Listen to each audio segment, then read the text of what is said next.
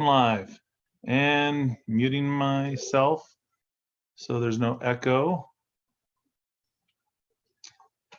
Wonderful. Or if we were in Germany, wunderbar.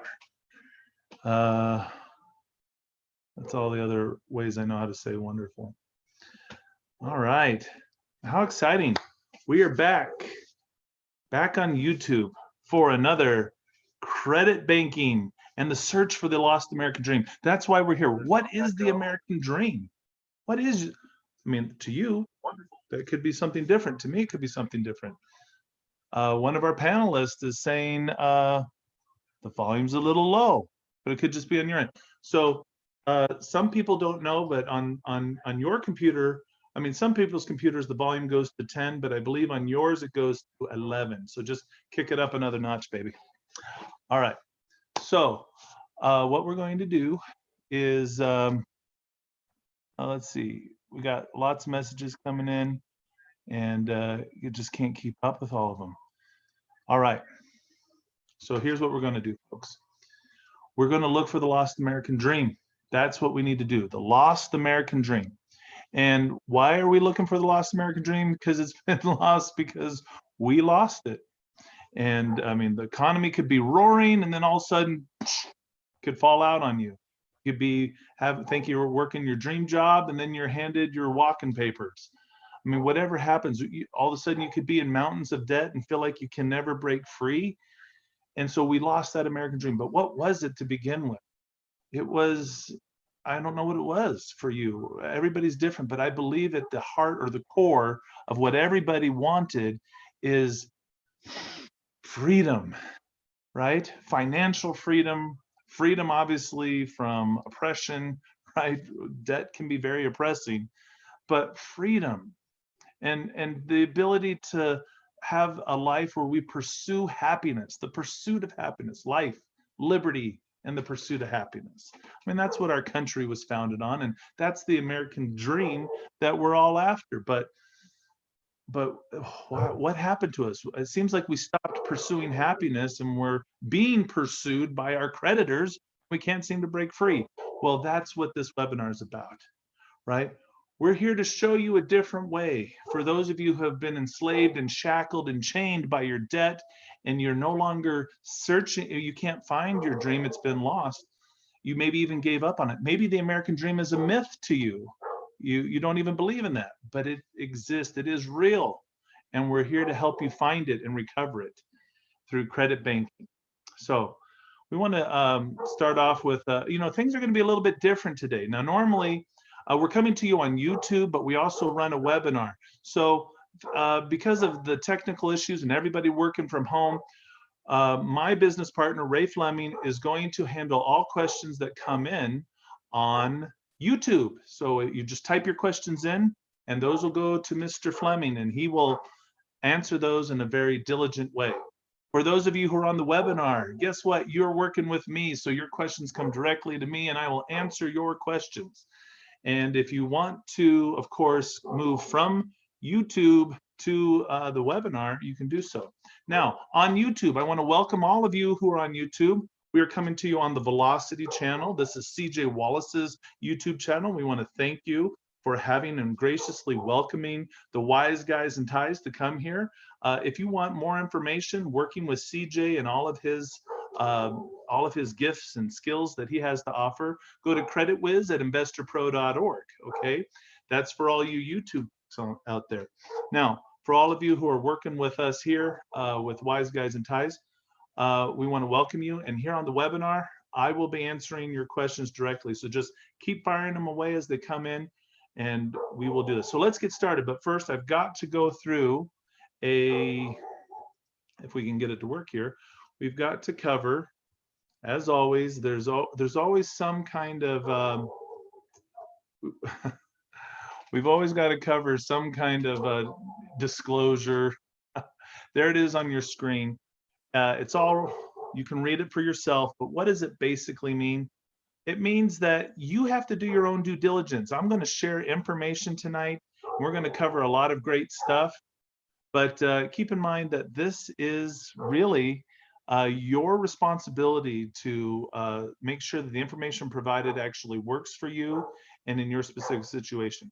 Now, if you hear a dog barking in the background, keep in mind, hey, I'm not at the office. Okay, that's because we're all supposed to be at home. Apparently, my business isn't one of those essential business, but I believe it is, and that's why you're here tonight, because this is essential. Right? We must learn this if we're going to break free of all of our debt and find our American dream. But please forgive, dog barking can't be helped working from home. So here we go. Let's jump in. If we can get the technology working. Yes, Wise Guys and Ties. I'm Joseph Smith. That's my business partner, Ray Fleming. We put a business together, does many things, but the primary focus of Wise Guys and Ties is to help businesses start, build, and grow, so and help them find the resources and the tools that they need to succeed and thrive and fulfill their dreams. Whatever God put you on this earth to do, that's what we're here to help you do. That's the purpose of my company. So I'm pictured on the left there, and the good-looking one on the right is Mr. Ray Fleming. And if you need to contact us, our contact information is on the screen. But let's jump right on in. So we've been covering over the last few weeks everything that leads up to the credit banking strategy. We've talked about budget, how to make a budget, keep a budget, live within a budget, live under a budget, how to reduce your expenses, how to increase your income. Then we also talked about lines versus loans. It's a very math-heavy, math-centric approach to understanding how interest is calculated on all the various bank products that are out there, from lines of credit, credit cards, loans, the amortization of all of that interest. And it's important to know, so that if we know how it's calculated, then we can better figure out what costs the most and what doesn't, and be able to transfer the debt as needed. So today we're really going to focus in on the credit banking strategy. This is what's critical, is understanding how, okay, great, I understand this concept and you've been talking about it, but how do you do it? How do you actually do it? I mean, so many people, they have questions on so many different aspects of it, and we try to break it all out, because as we start telling people how to do it, some people are like, well, wait a minute, I don't have any cash flow. We go back. So then we have to work on budget and help people find where their cash flow is. And then some people, we're jumping in and we're showing them how to do that. And people are like, wait a minute, which credit card do I use? Which line of credit? Or which loan should I go for first? I don't understand.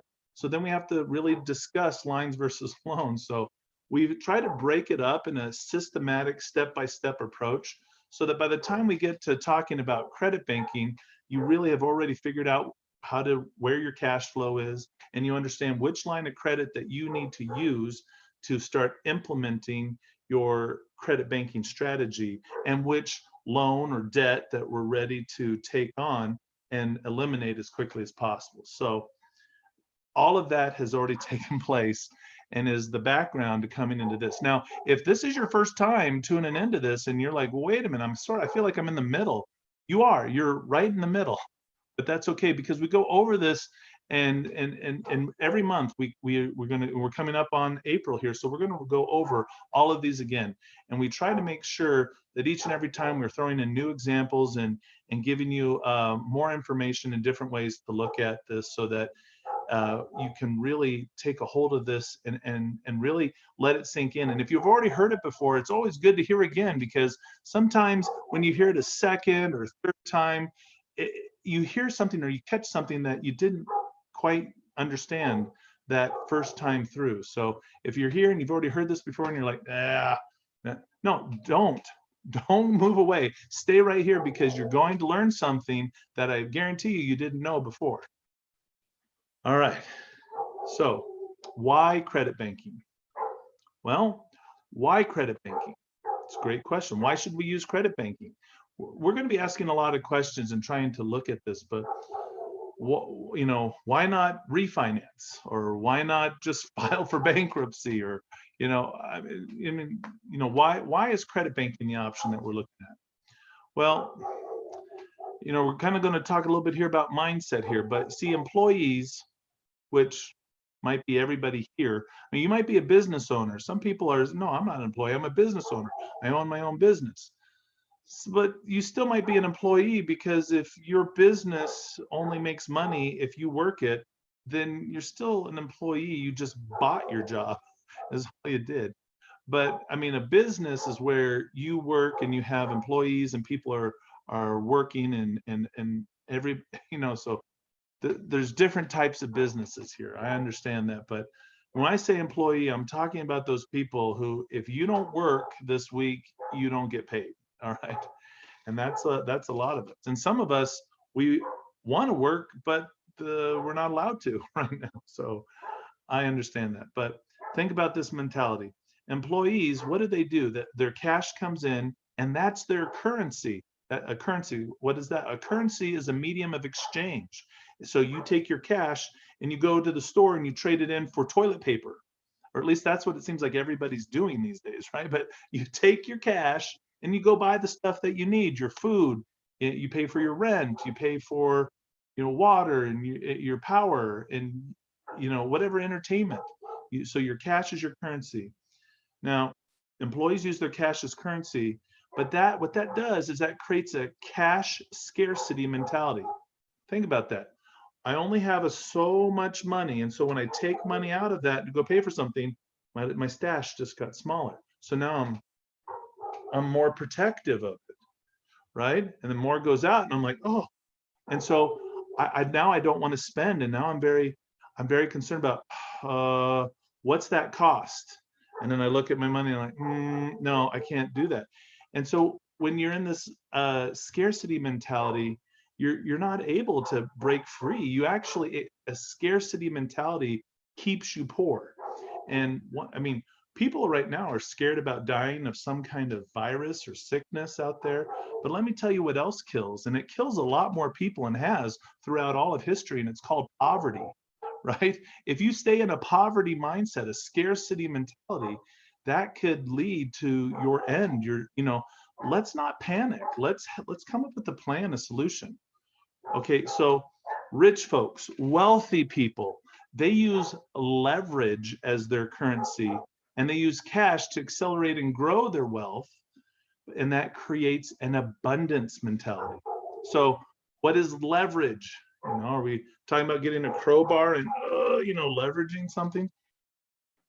In a sense, yes, but leverage in the financial sense is when we take somebody else's money to purchase something. Like you leverage the buying power of somebody else's money to buy something, to move something, to get something, to pay something off, right? And that becomes our currency. That's our medium of exchange. And so then all we do is we take the cash to pay whatever the interest or the cost to borrow that money, right? And so we keep more cash, or the way it actually works is we keep more credit on hand, because we're going to throw all of our cash into our line of credit. But what we get back is available credit.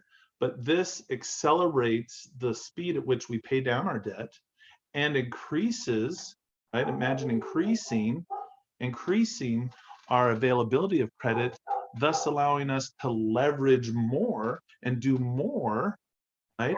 And it creates an abundance, because you're able to borrow more money to pay off more stuff. You can pump more of your cash into the paying down of the debt.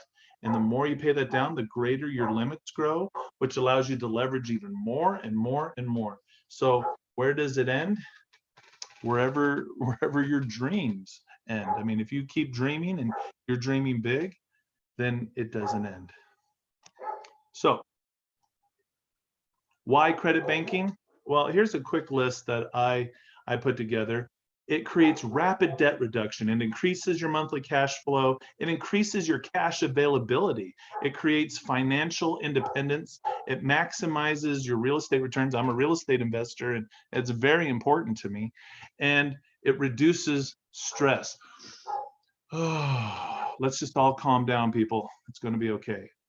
And you become more attractive.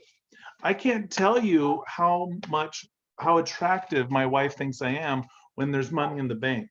when we're saving money, when debts are getting paid off and we don't have to pay that anymore, you know, I look good to my wife.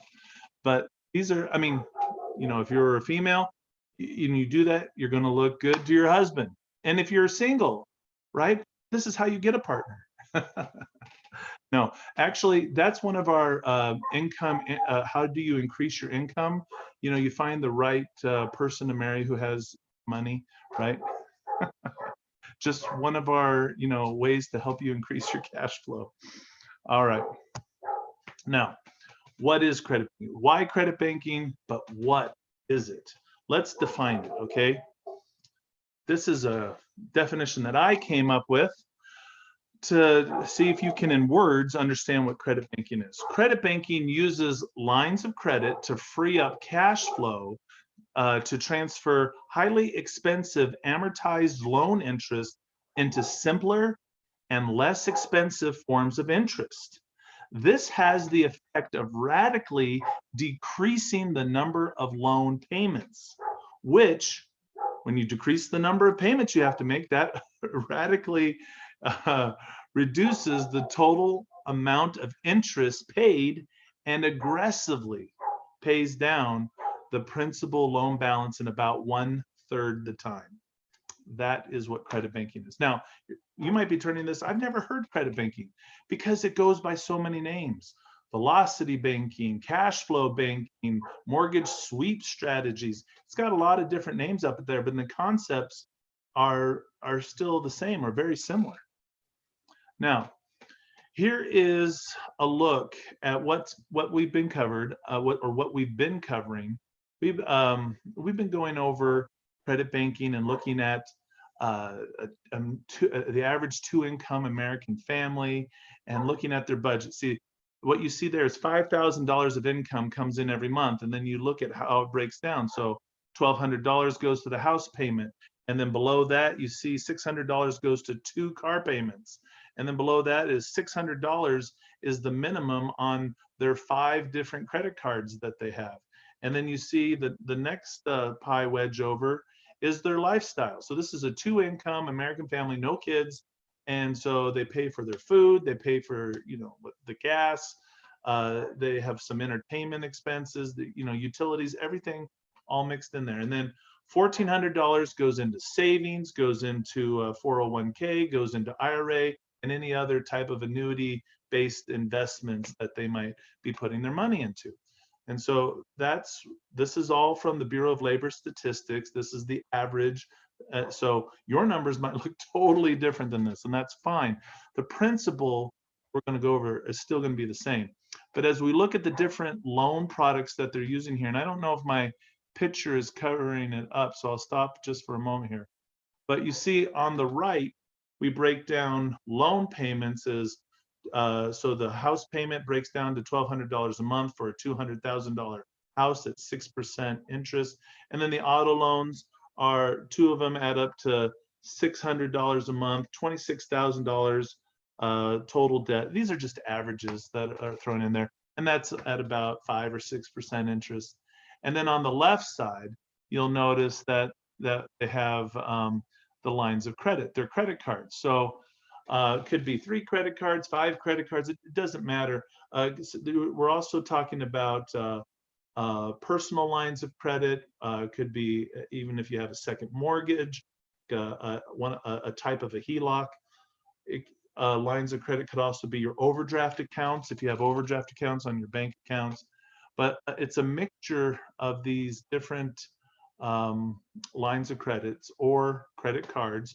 So having a $15,000 limit, but they're carrying a $12,000 balance, all at 21% interest.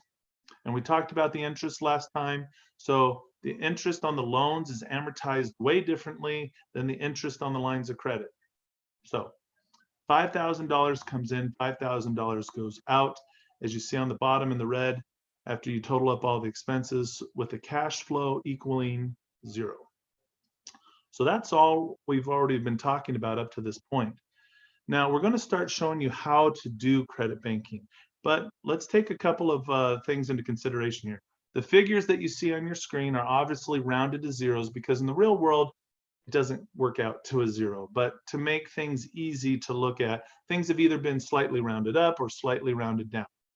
Now, also two important assumptions we're going to make as we go through looking at the credit banking strategy is that one, you are not going to increase or decrease the income. It's going to stay exactly the same.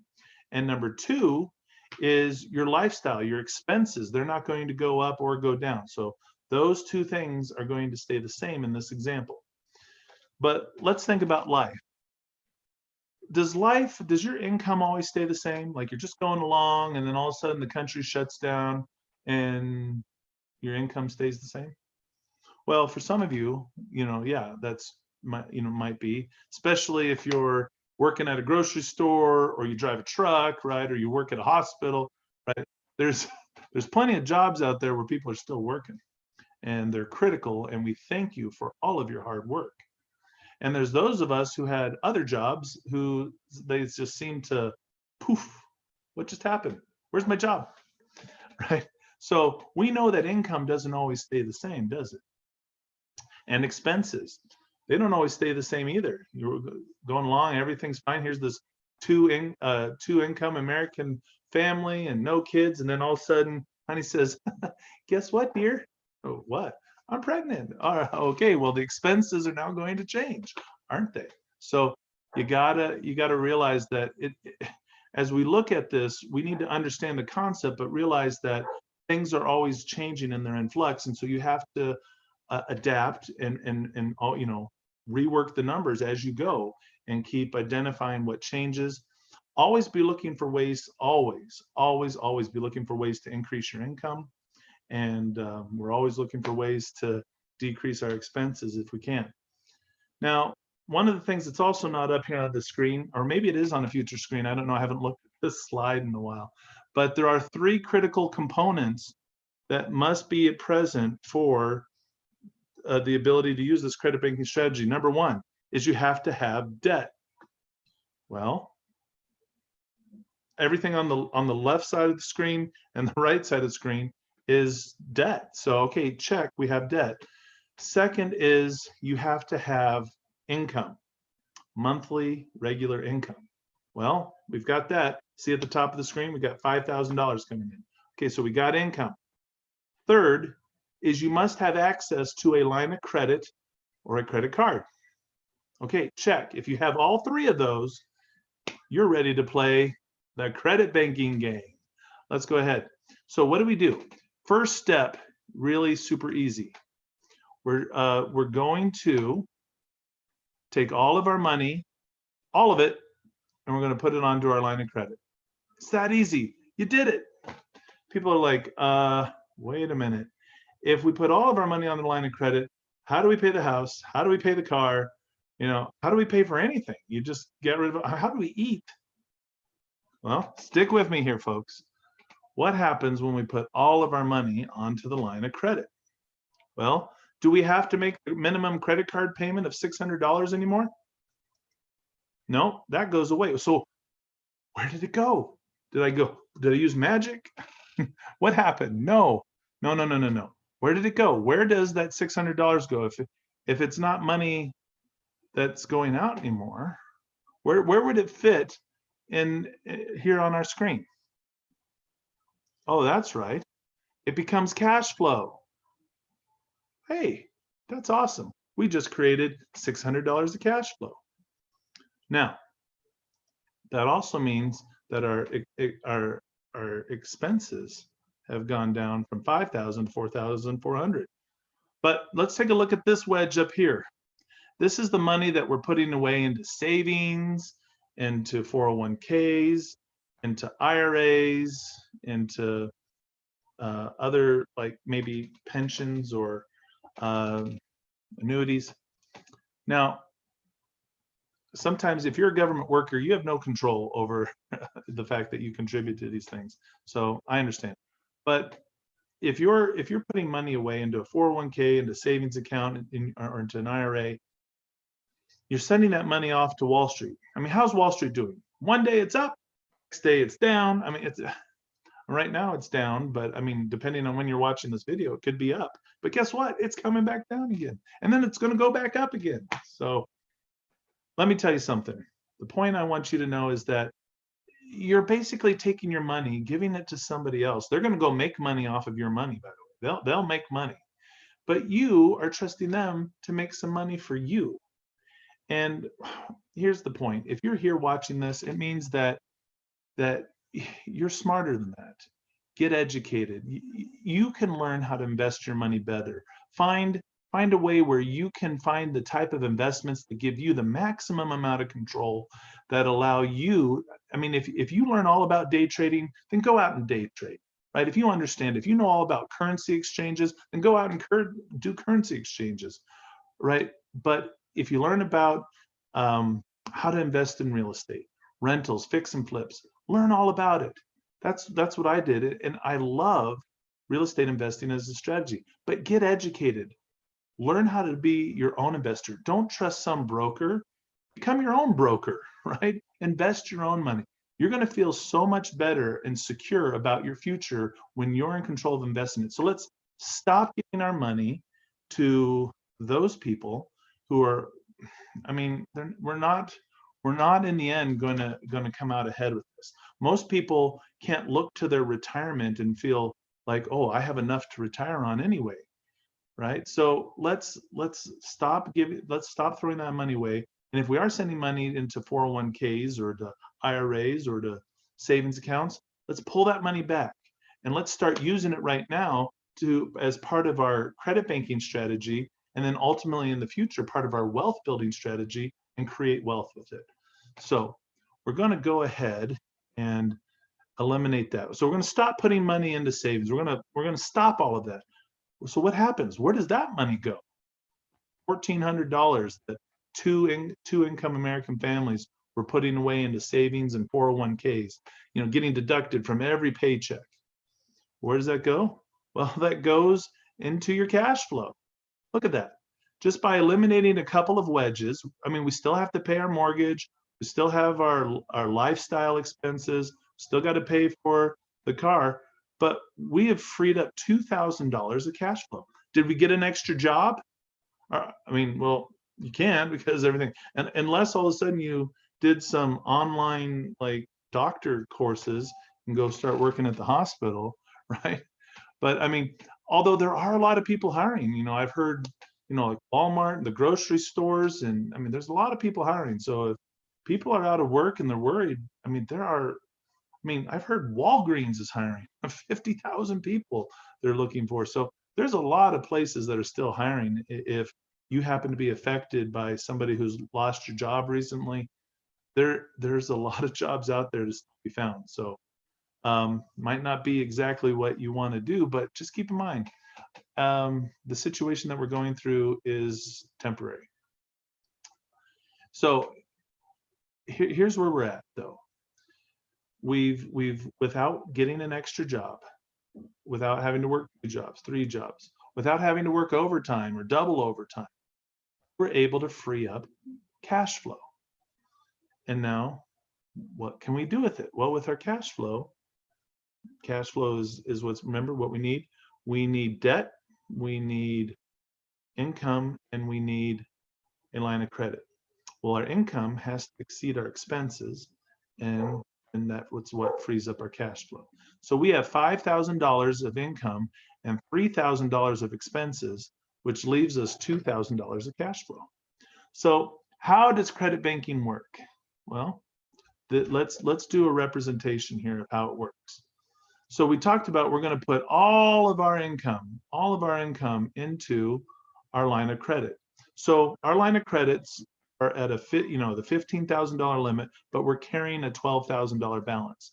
So what happens when you put $5,000 onto that balance? Well, it's going to go down, right? It's going to go down. What's 12,000 minus 5? Right? It's going to go all the way down to 7. Well, that's not bad, right? However, keep in mind, we still have $3,000 of expenses. So let's put $3,000 of expenses back on the card. And now, look where we're at. We started at a 12,000 balance. Now we're at a $10,000 balance, and that's just the first month. Now, timeout. Someone's like, I've had people ask this question. Well, I don't get it. Why don't you just leave all the money in the bank then, and you pay the money, the $3,000 of your expenses, and take your $2,000 and just pay that down on the credit card, right? So you're going to have the same thing happen. That is true. The same thing would happen. You would be in the same position. You would have paid all your expenses and you would be in the same boat. Here's an important thing though for you to consider. I mean, there's a lot of reasons and we could go over all of the little nuances of it, but so let's see if I can address it in a big way. When you take your income and you throw it into your line of credit, you're converting cash into a currency called credit, your available credit limit. And then you use that leverage other people's money then to pay your expenses. What is it that it really cost you? When you put $3,000 on that line of credit, is it costing you really $3,000? Think about this. It's at a 21% interest rate. So it's like, yeah, not only is it $3,000, but it's the 21% interest rate. But keep in mind that that's an APR. Also, depending on the fine print, could be, you know, what's your average daily balance. But I mean, when you start dividing that out by 12, you know, you're going to get 1.75%.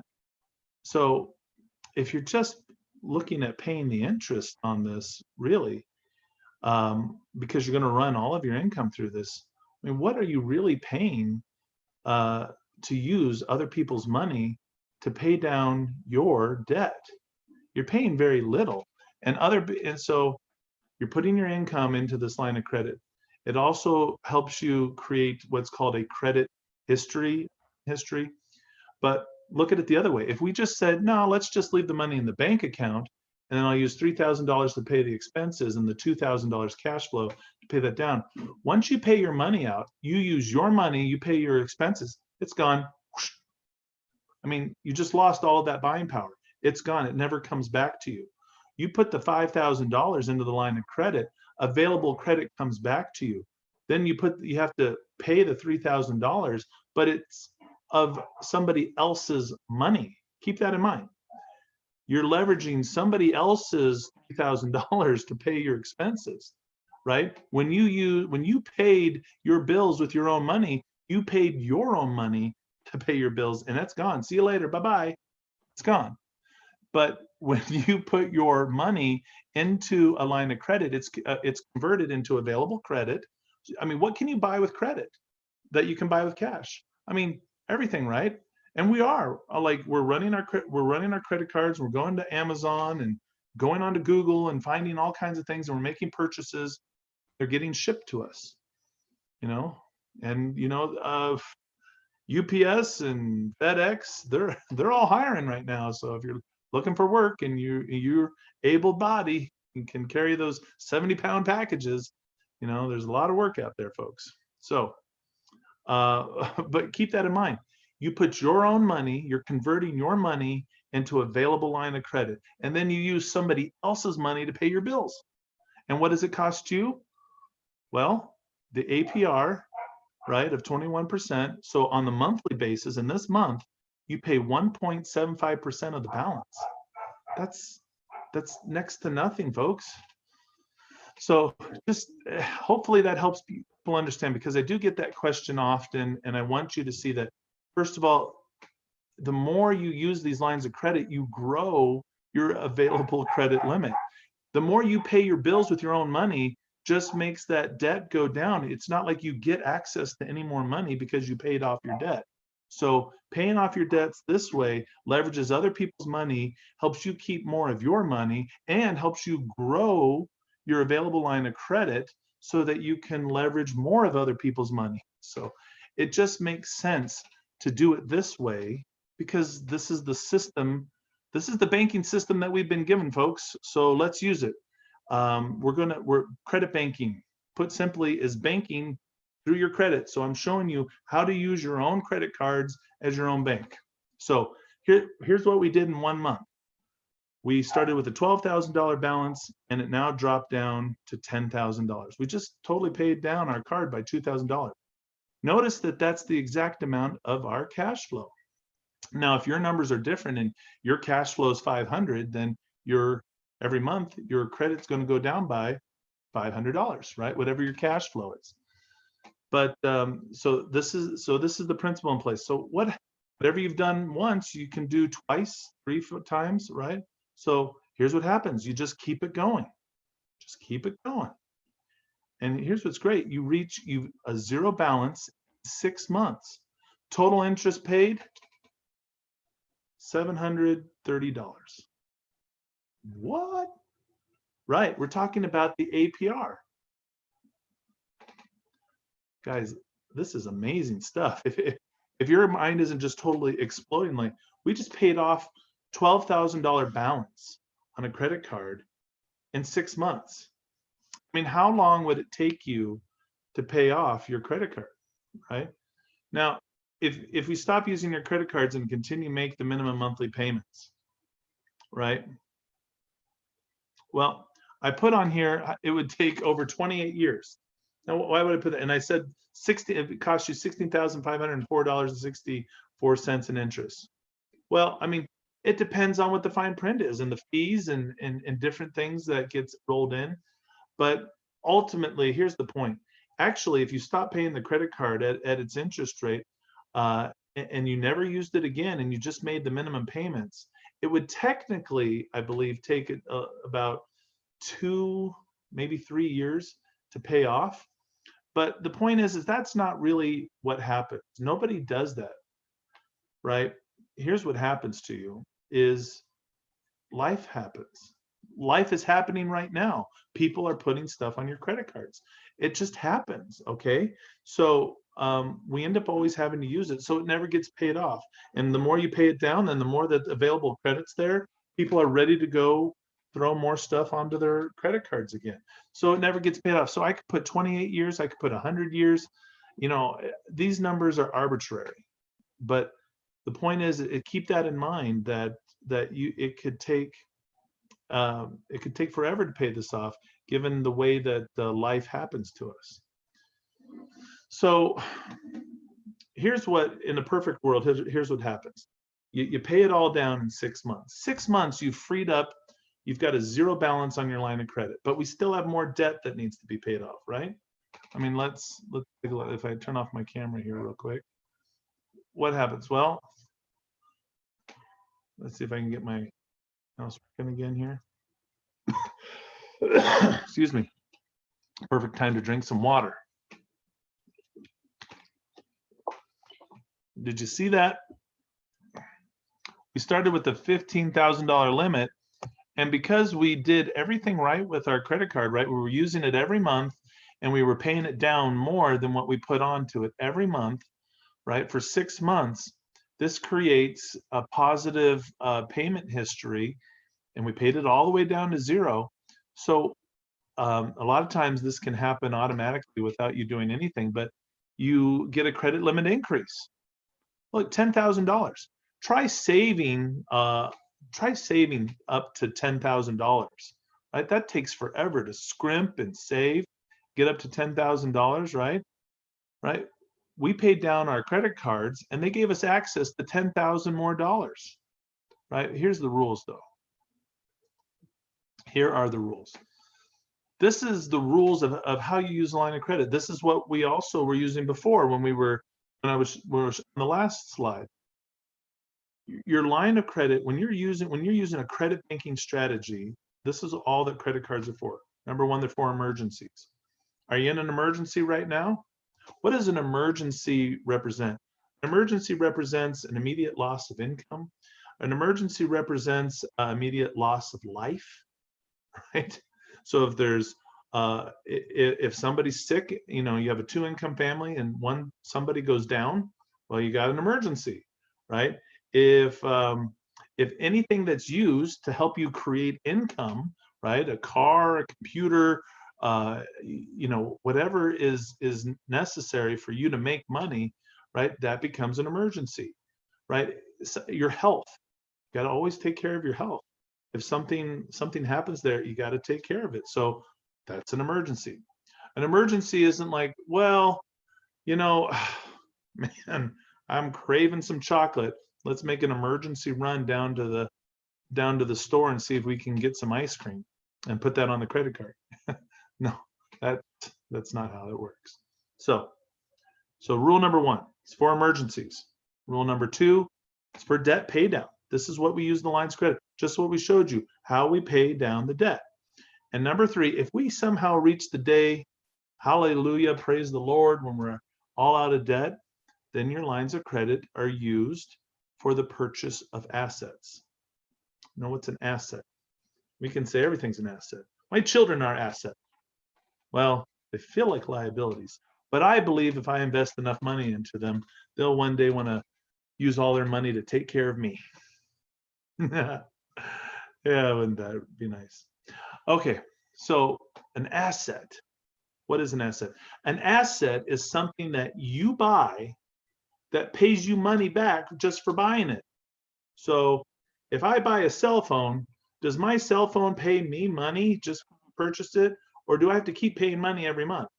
My cell phone is a liability because I might have bought it, or I might have just, got it and then I have to pay for it over time. But even if I purchase the whole cell phone, there's still the monthly service plan that I got to keep paying for. So that's a liability. If I purchase a rental property and I put a tenant in there, and I've got to say I got a property manager and everything, and maybe he takes 10% of my rent for his fees, then every month, they pay their rent, then the 10% goes to my property manager, and the rest comes to me. So I bought something that pays me money just because I bought it, right? If you were to buy any type of commodity and then it goes up in value and you sell it, right? It's an asset, right? So, but a very simple way is something that pays you money having it. Okay, so these are the rules. This is the only things that we use credit cards for. Are we going on vacations? Are we buying motorcycles and hot rods, big screen TVs? No, that's not. That doesn't fit into our categories of emergencies, debt pay down, and assets. You might want it to, but if you do want those things, where does that money come from? That money to do the things, to go on the trips we want to go on, to buy the things we want to have, right? That comes out of our cash flow. So if $2,000 a month isn't enough for your dreams of what you want, that dream house, that dream car, the boat, whatever it is that you want, then what do you got to do? We got to grow the cash flow. And that's what we're talking about here, baby. All right. So here's what we're going to do. Let's take a look here. Let's get my computer working again. Okay. So we still have the $200,000 over here. See that of the principal that's owed on our loan.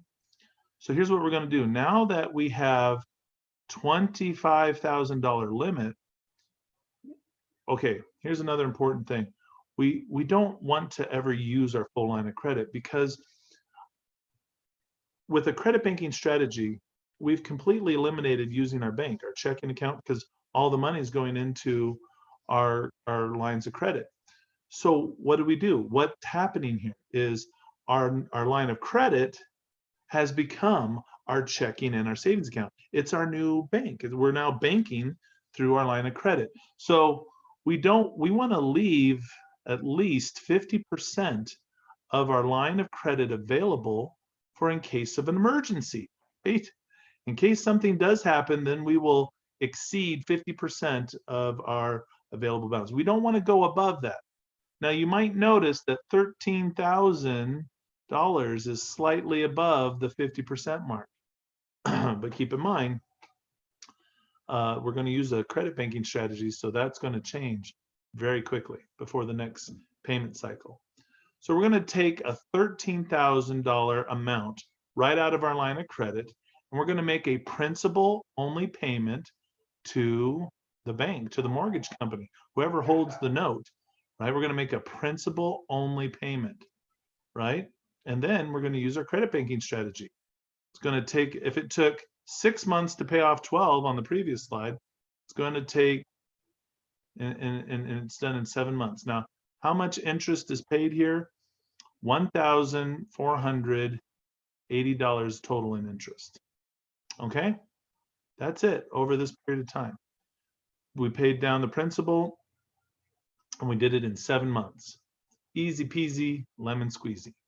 Now, after 5 years on this loan, owning the house, you've lived in it for 5 years, you paid $72,000. If you made all of your payments are $1,200 a month for 5 years. That's 60 months. You make every payment.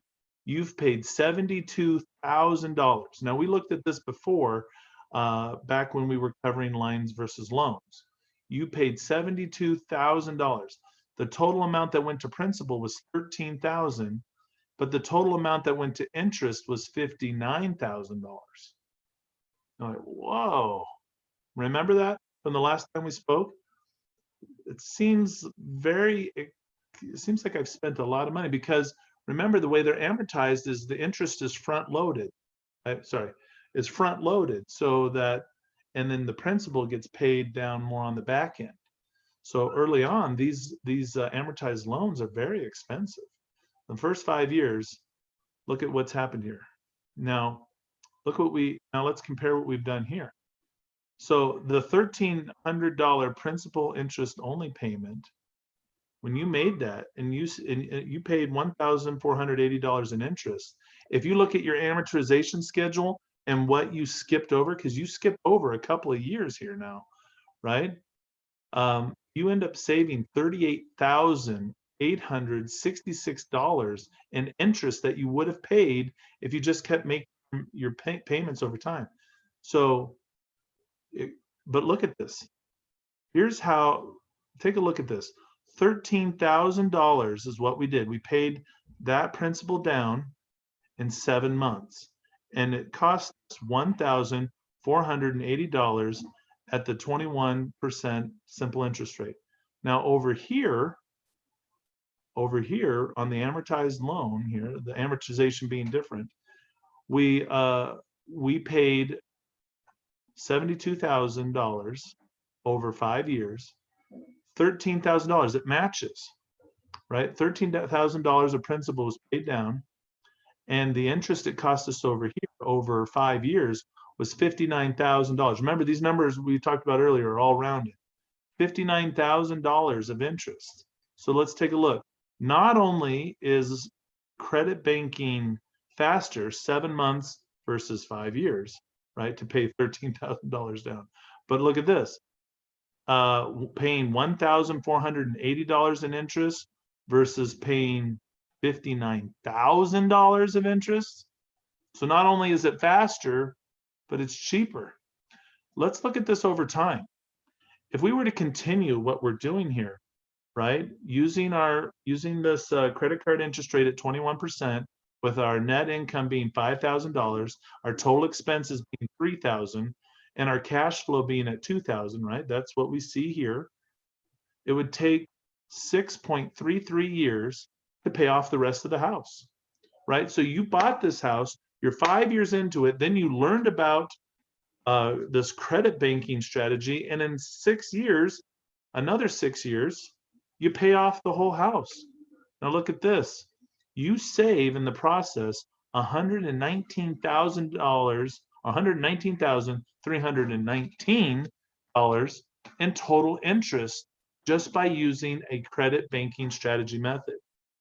I mean, that's interest. I mean, that's time. Like, look, it means you would have lived in your house for 11 years and paid off a 30-year mortgage in 11 years. And instead of paying all of the interest on it, you saved yourself over $119,000 of interest just by using this method. It's faster, it's cheaper, saves you money. I mean, that's money in your pocket. That's the credit banking strategy. So we get questions. Let's cover objections and questions that we get. Okay, so here we are. If I eliminate our savings, oh no, What do we do in case of an emergency? Well, let's take a look at that. All right. That's questions that we get. Hey, it's a legitimate question. People, I mean, when I saw it took me viewing what you're viewing here today. It took me 7 times. I didn't get it the first few times I saw it, honestly. So remember the rules we talked about. Rule number 1, this is for emergencies, right? So we're talking about emergencies. So how would that work? Remember, we're paying everything down like we said, right? We're making that $1,300 principal only payment, and we're sweeping that down with our income. But here we are in the 2nd month, and the kid breaks his leg, and you got to get him into an ambulance. And excuse me.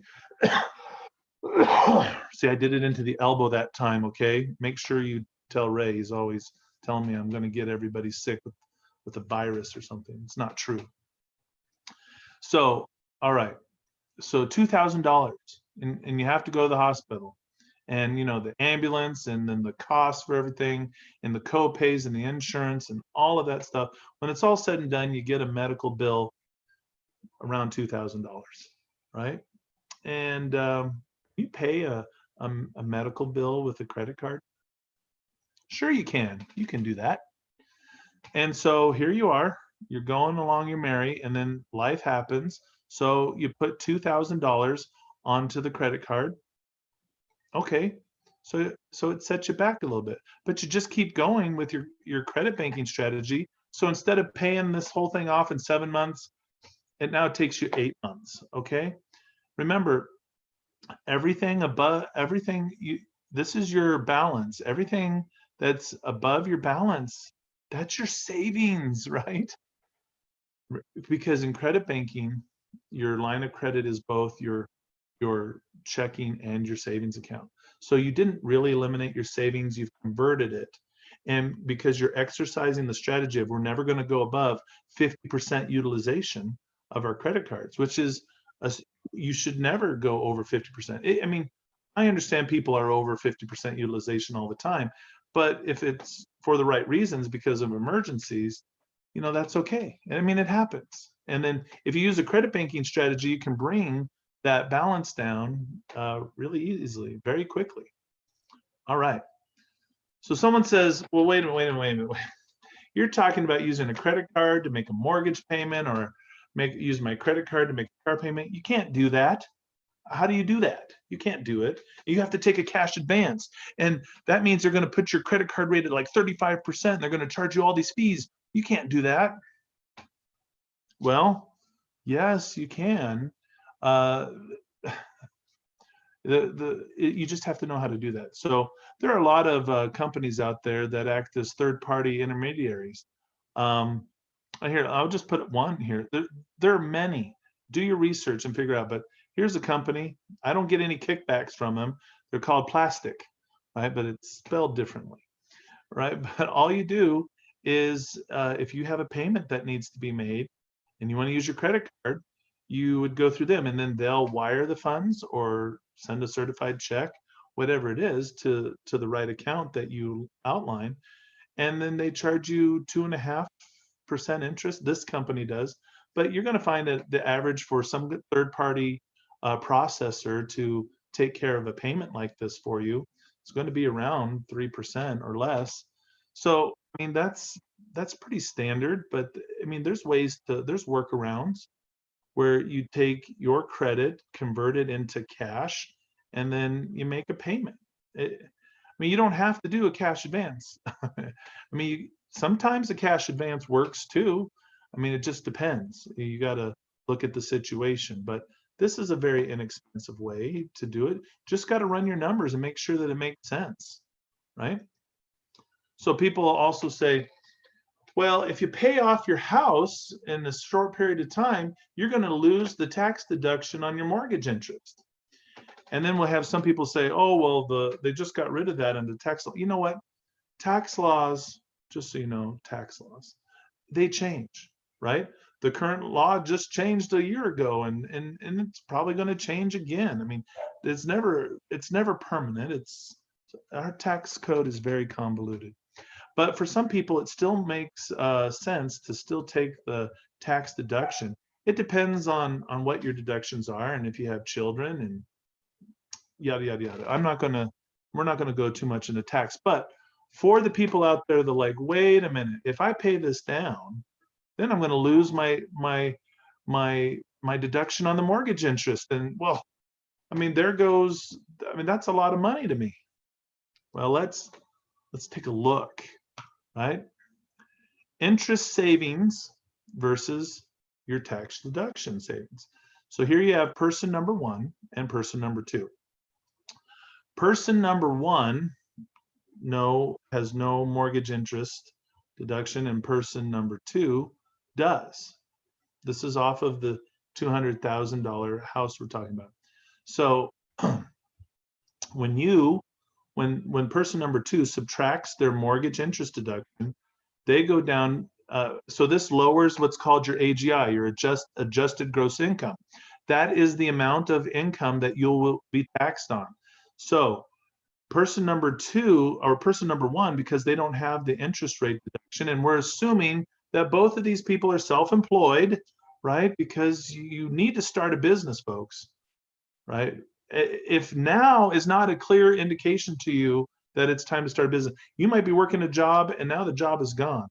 You need to get in business. You need to be if you don't even know what business you should be in the business of creating future wealth and prosperity for you and your posterity, right? What does that look like?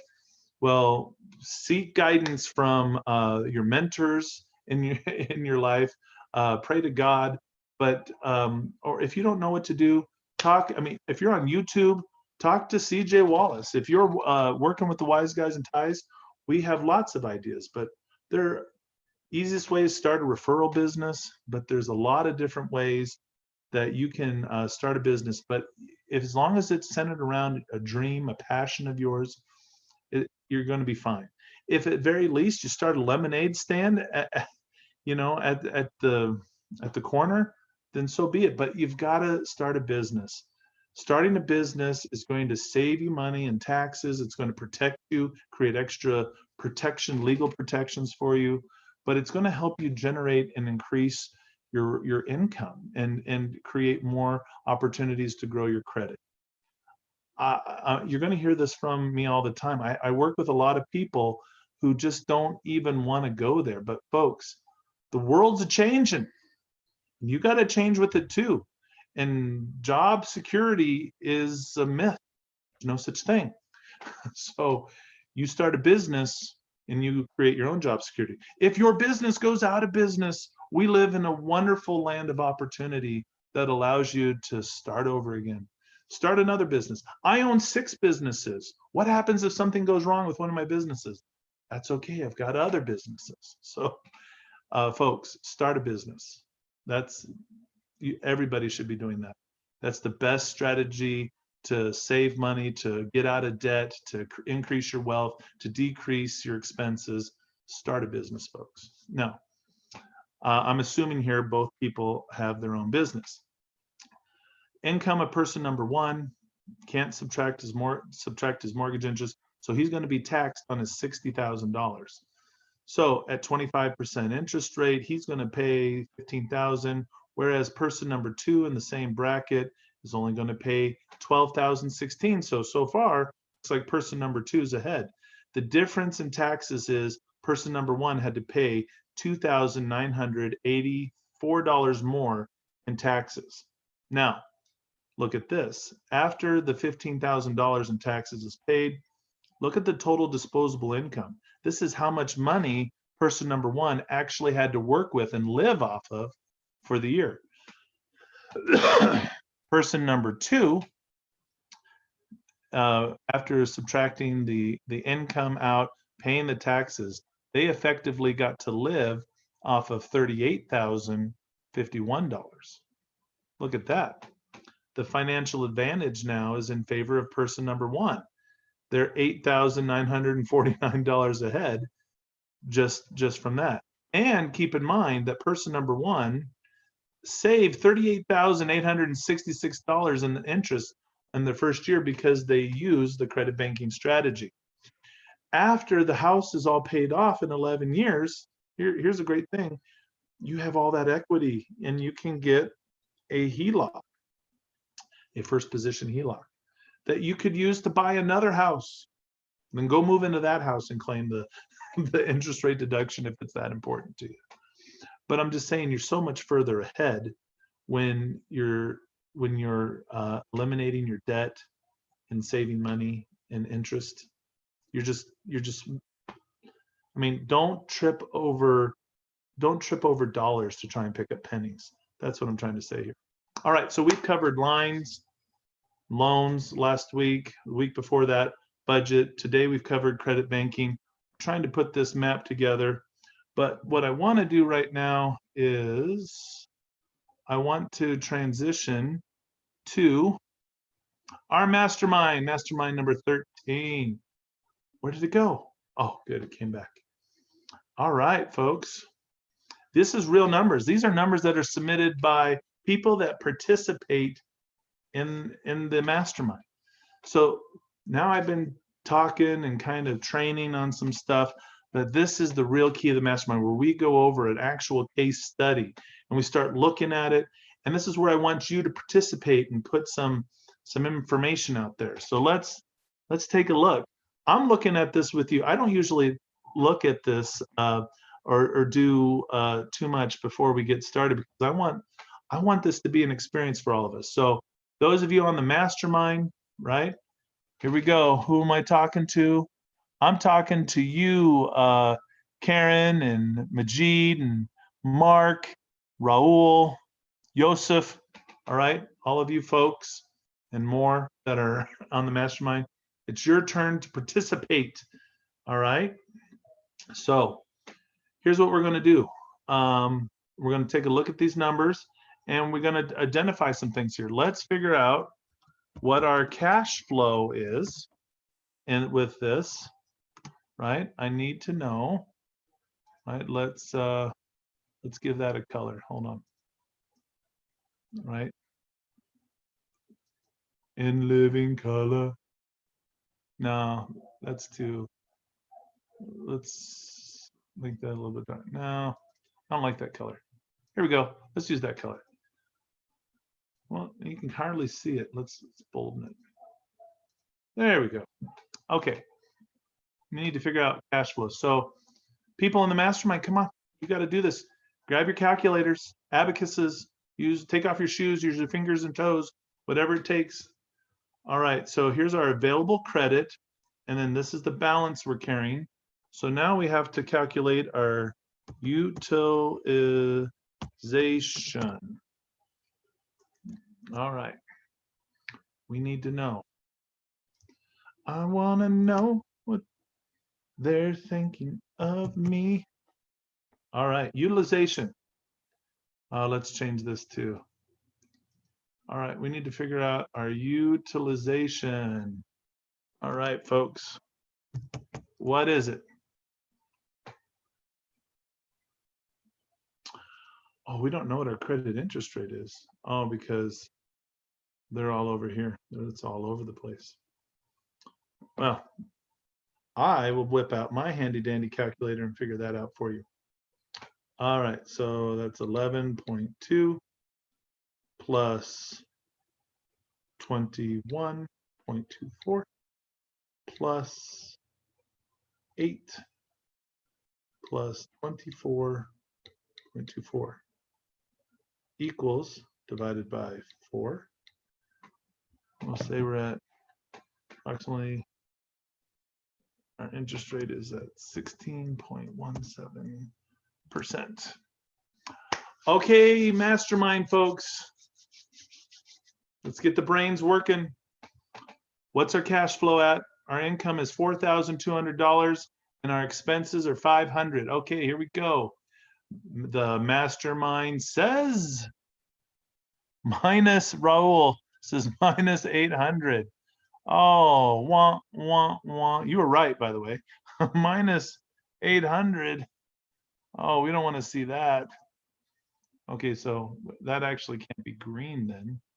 We've got to change that. That's no good, my friends. That is no good. We have to change that. Good job. All right. Majid also got that as well. Okay, let's talk about utilization. So we have the available credit limit of 24,000, but our balance is 17,000. So we take the balance, right? And we divide it by the available credit, and that tells us what percent utilization we're at. So Mark says 70. Is he right? Did everybody do it? I've got Raul says 70.8, right? Right? Guys are looking good. I like it. 70.8. You can round it, right? Let's say, be accurate. We'll say 70. We're at 70.8% utilization. Okay. Wow. Okay, so let's try and separate some of these things out here. Okay, so we got our loan here, $140,468. It's a 30-year loan, so it looks like that was the price of a house. And that started back on June 6th of 2013. Interest is 6.09%. Payment is $847.68. So I've taken the liberty of putting that into my handy dandy real estate investor calculator, which you all should get an HP 10B2 calculator if you want to become a serious real estate investor. I mean, serious real estate investor.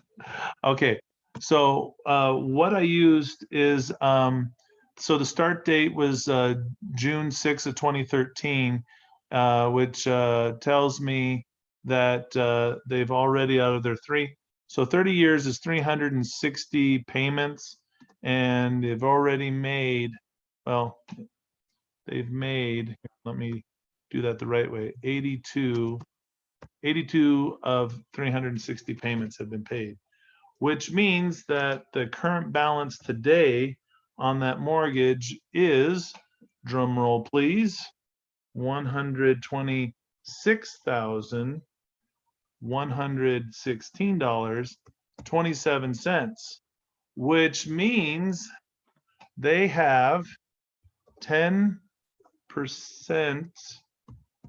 equity in their property. Okay, so the current situation is there's their actual income of $4,190. The mortgage payment that they make is actually $1,025, which includes taxes and insurance. All right, so it actually includes principal interest, right? That's there. This is principal interest, and it also has taxes and insurance. So this would be this number you see here. When you see mortgage, this is actually in parentheses PITI. All right, and let's just go ahead and move that out. Okay, so the mortgage principal interest, taxes, and insurance is $1,025. Now they have a consumer loan at 2.99% for $5,500. Another one for $11,131. They have another one at 8% for $12,134. We don't know the interest rate on that one, $11,000, and then 9%, $5,132. A store credit card loan at 26.99%, interest $4,370, and then we have 4 credit cards. There are the amounts, the interest rates, the balances. So that's the whole situation. All right, folks, it's mastermind time. We've looked at all the information. It's all there for you. Now it's your turn to tell me, what are we going to do? What should we do? What do we need to do? This is the fun part. Welcome to the fun part.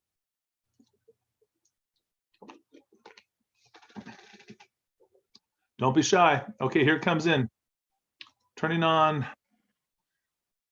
Majid says we need to lower their expenses. Amen to that, brother. That was the number 2 thought that I came up with.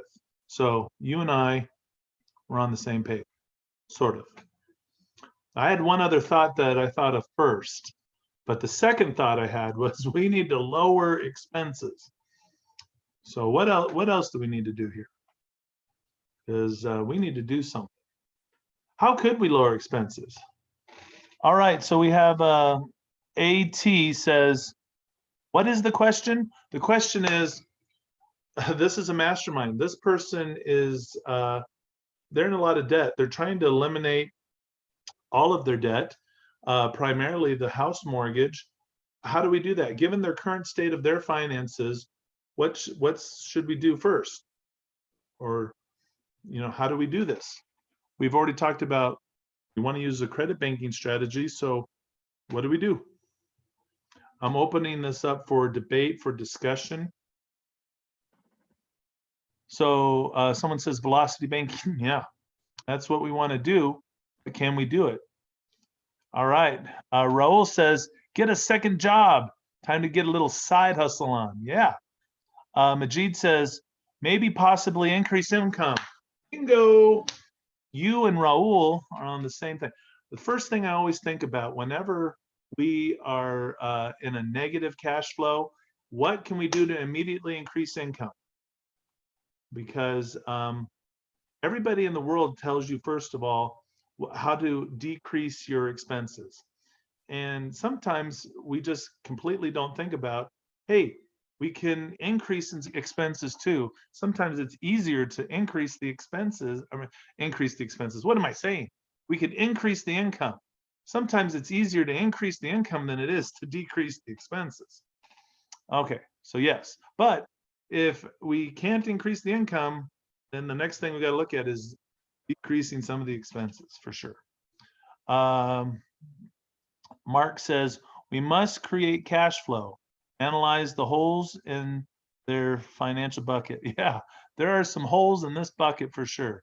There's a hole in the bucket, dear Liza, Okay, so what were the 3 things we need to do credit banking? Someone said, hey, let's do velocity banking. Velocity banking, credit banking, same thing. Let's take a look. What do we need to do?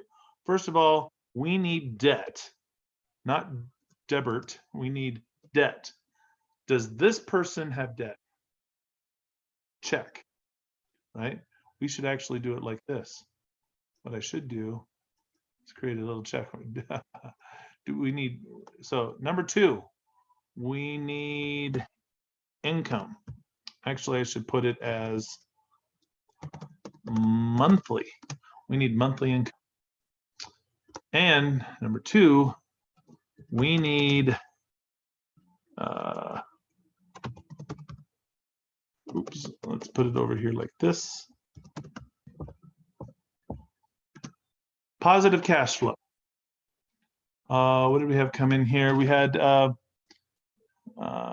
okay. All right. So do we have here? Do we have debt? Yep, bing. Do we have monthly income? Let's have a look. Yeah, got monthly income. Bing.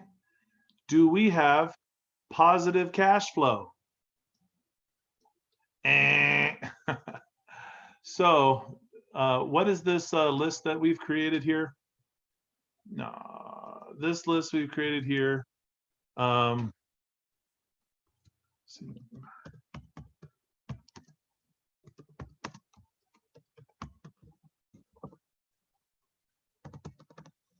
This is the criteria for credit banking, right? What is needed to actually do credit banking?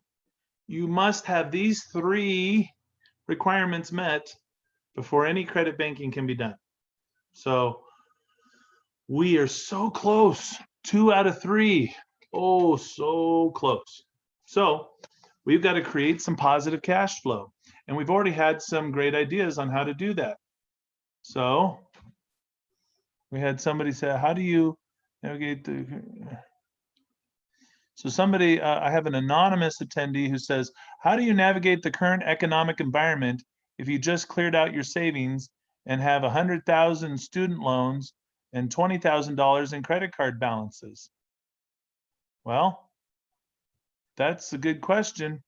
Again, we're going to have to take a look at, you've got debt, we need to know the monthly income, and we need to know if you have cash flow, right? Because that's what we're talking about, the 3 requirements to do a credit banking, velocity banking, cash flow banking, mortgage sweep strategy. Like I said, it goes by a lot of names, but we need these 3 requirements to get it done. So we're at a negative cash flow. So, hey, we just say, sorry, can't do anything. Come back when you meet the requirements. No, that's not what we're going to do to these folks. No, what are we going to do? So Raul says, with credit cards, determine the lowest CFI and pay that off first. Yeah, we need to figure out we need to look at each credit card. And what we don't have on the credit cards is the payment, but we could figure out roughly what the payments are, given the information provided here. But we could figure out each of the payments here. And then when you know the payment and then you look at the balance, take the payment divided by the balance, and that number, that percentage rate, is what's called the debt efficiency. It's how efficiently that debt is getting paid down. And the closer that is to 0, the quicker you want to pay that debt off. The higher that debt is, the higher on the scale, then the more likely we are to hold on to that debt because it's more efficient. Okay, so we've got, so how do we, so we talked about get a second job. There are a lot of people hiring right now, folks. So don't be under some illusion that all jobs have gone away, because it ain't true. There are a lot of opportunities out there. So here's so you can get a second job, work overtime. Does your job offer overtime? Well, that's a very simple solution. Now you don't have to go anywhere. You can get the money that you need right from the job that you're at, right? There's another opportunity. But there's such a great need for a lot. Start a business. We were just talking about that. Start a business and you can create more income through a referral. You can sell potions and lotions. All right, Majid says, but my job is boring. Yeah, why do I want to work more hours at my job? It's boring. Well, it's not boring to get cash flow, baby. If you can create some cash flow, then that's the name of the game.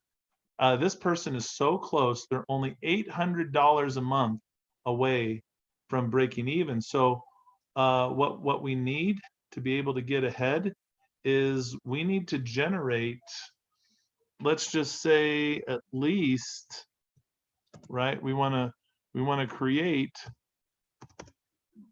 900 more dollars. If we just had that, we could start making a move in the right direction, right? We need to find a way to bring in at least $900 more a month. Referrals are a great way. Businesses out there, they need help, right?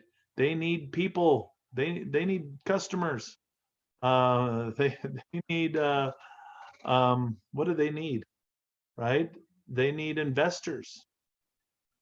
There's a lot of ways that we can help those folks, and we need to help those folks. So let's see, we got a couple other questions come in here. Follow up, currently unemployed, but have pretty good programming skills. Started a web development and software development business.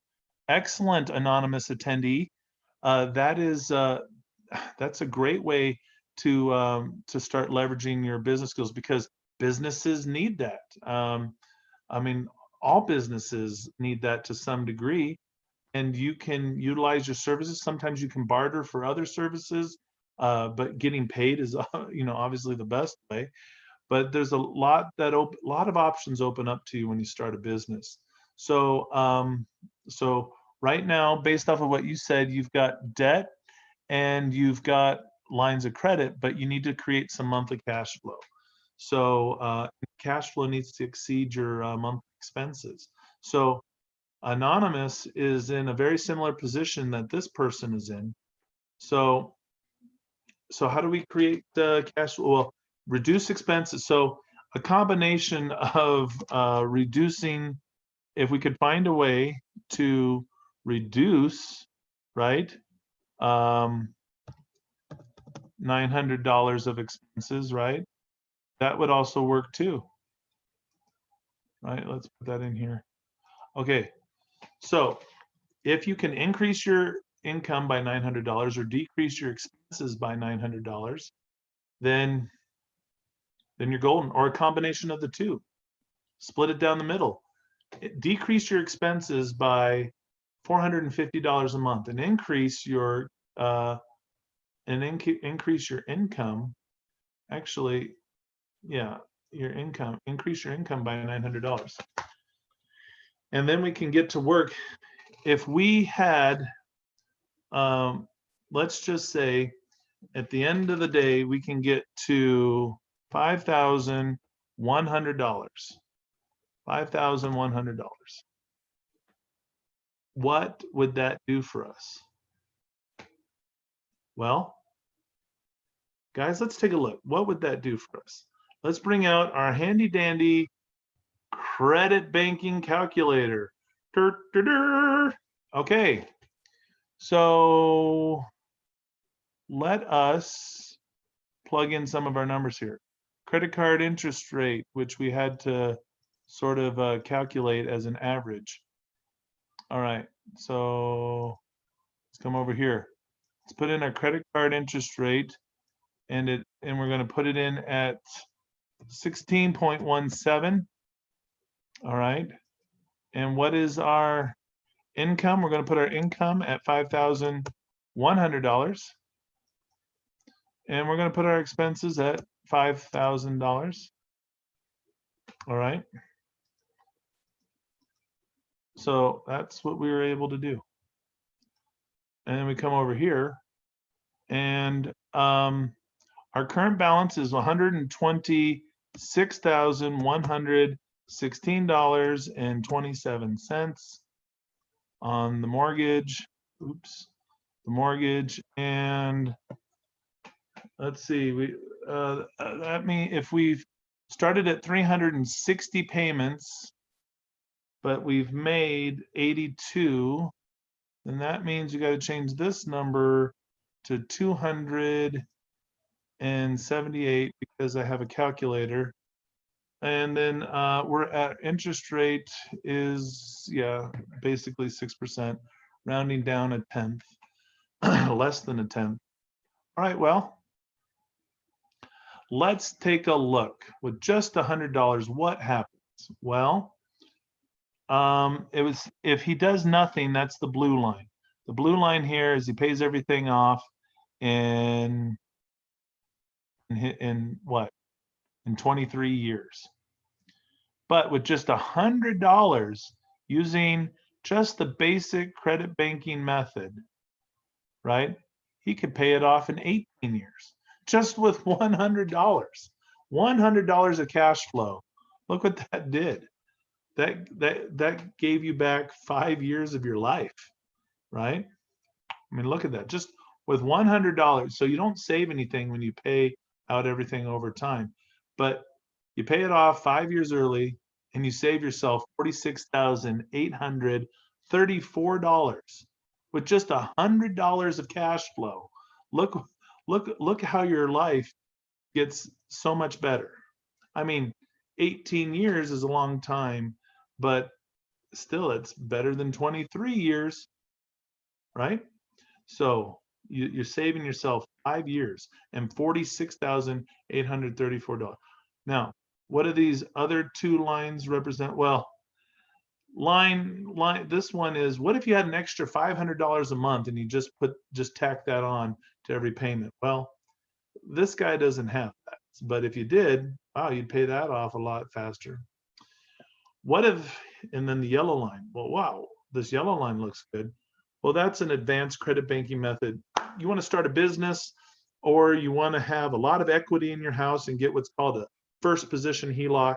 Either way, utilizing advanced credit banking strategies allows you to get access to a line of credit, or either a home equity line of credit in first position at a very low rate, like 4%, or to get access to a business line of credit if you started a business and built your business credit, and get access to a line of credit at a very low rate. Then you could pay it off even quicker. But look at the difference of just $100. 5 years, just shave 5 years right off your loan, right? Let's go back. What's this guy have to do? Right now he can't do anything, but if he could figure out a way to increase his income by $900, or decrease his expenses by $900, creating that $100 of cash flow is all he needs to start immediately taking benefiting from a credit banking strategy. Folks, we've reached the end of our time, and I just want to say that I love going over this stuff with you. This is exciting. Business credit is changing lives. But folks, I just want to let you know, we are going through challenging times. We heard somebody's been laid off. And you know, I know that this is challenging times. People have lost jobs. People are sick. There's some, people are dying. But folks, let not your heart be troubled. Really, first of all, I want you to know we're going to get through this. We're Americans. And as Americans, we've accepted the fact that life comes with a certain amount of risk. We get into an airplane and we fly, and we know that there's a chance that airplane could crash, but we do it anyway. Well, most of us. Some people will still refuse to fly. That's okay. But I mean, we know that people die in car accidents every day. That stop us from going out in the car? No, we accept that there's a certain amount of risk in life. I mean, people die. There's all kinds of things that are out there that are going to get you, right? I mean, and so right now we're going through a troubling time, and it is, I mean, you've got to be careful. People are getting sick. There are people dying, and you've got to take precautions. Wash your hands. That seems like you should always be doing that. You should make sure that you don't stay away from somebody who's coughing, right? That sounds like a good idea too, right? So you want to make sure you're taking care of yourself. If you go out and you buy something and it was handled by somebody else, wash it off, clean it off. I mean, all these things make sense. If you've been out and in a place like you had to go to the hospital, well, when you get home, you might want to go throw your clothes in the washer. I mean, these are all common sense things that you guys know this. You're all smart. I'm not telling you anything you don't already know. But what you need to realize is that you're tough, you're strong, you're smart, you're very capable, and you have yet to begin to realize the maximum of your potential of what you can achieve. Especially if you implement the strategies we're talking about now, you can eliminate your debt. But you don't want to end it there. You don't want to get back to zero. You want to achieve beyond what you can do. You want to create wealth and prosperity in your life. You can do that. We're going to get through this. We're all going to get through this. Let's stick together. And look, we're here. I want you to don't give up. Don't stop believing, right? Hey, if you want to be a part of the mastermind, all you have to do is go to wiseguysandties.com/credit-banking. That's all you have to do. And when you do, just fill out the form that you see here. Very simple, right? And just so you can see, we have these masterminds Tuesday nights. You got to check mark these 4 boxes though, right, to participate. And when you do, hey, you want to be part of the case study? You want us to go over your numbers? So you tune in and you're watching one of these masterminds. We're actually covering your numbers and have everybody kind of weigh in and give their opinion as to what's going on, this would be great. If you want to meet with us and have a 30-minute session with us, that would be great too, right? And this is where you go. If you want to talk more with the Wise Guys and Ties, call 888-524-9273. You can email us at biz with a Z, bizcredit@wiseguysandties.com, or better yet, go to our website. There's so much information to learn about business credit. And you're like, but I thought we were talking about credit banking. Look, credit banking, business credit, there's a synergy between the two. Everybody needs to start a business. We already told you that. And so learn how to do velocity banking and credit banking on, on a 10x scale. Then you got to start a business. And we're here to help you with that as well. So I believe I had one question from the mastermind. Before we go, it says, can I take a screenshot of that final statement layout? Can you take a screenshot? Okay. I think so. If the technology will allow me to do it. You want this, don't you? Yes. This is good stuff. Just $100 cash flow. That's all you needed to save 5 years, to shave 5 years off. All right. Got your screenshot. Hey, everybody, thank you so much. Love you. God bless you. Stay safe out there. And we'll be back on Thursday covering advantages of business credit. But we'll also be back next Tuesday night. Same bat time, same bat channel. And from AT says, thank you. You're welcome. All right, everybody. Good night. God bless.